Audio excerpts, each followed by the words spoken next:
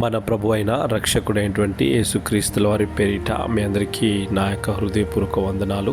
ఈరోజు దేవుని యొక్క వాగ్దానము సామెతల గ్రంథము 16వ అధ్యాయము 3వ వచనము. నీ పనుల భారము యెహోవా మీద ఉంచుము, అప్పుడు నీ ఉద్దేశ్యములు సఫలమగును. దేవునికి స్తోత్రం.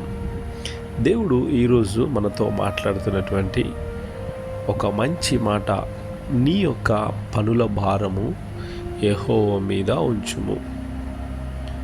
మనకున్నటువంటి ఆ యొక్క భారాన్నంతా కూడా దేవుడు అంటున్నాడు, నా మీద ఉంచండి.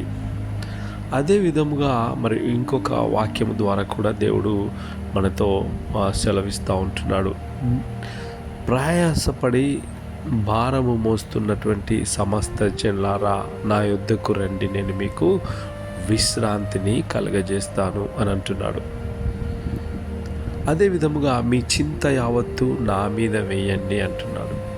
రేపటిని గురించి మీరు చింతించొద్దు అని అంటున్నాడు. ఇలా కనుక చూసుకున్నట్టయితే పరిశుద్ధ లేఖనాల్లో చాలాసార్లు మనల్ని మరి ఏ విషయంలో కూడా మీరు భయపడొద్దు, మీకు ఎలాంటి భారం ఉన్నా బాధ ఉన్నా సమస్తమును కూడా మీరు నా మీద వేయండి, నేను మీకు సమాధానమును అలాగే విశ్రాంతిని కలగజేస్తానని మన యొక్క దేవాతి దేవుడు తెలియపరుస్తూ ఉంటున్నాడు. కాబట్టి నా ప్రియమైనటువంటి సహోదరి సహోదరుడా, నీ భారాన్ని నువ్వు యెహోవా మీద వేసినప్పుడు నీవు తేలికగా అయిపోతావు.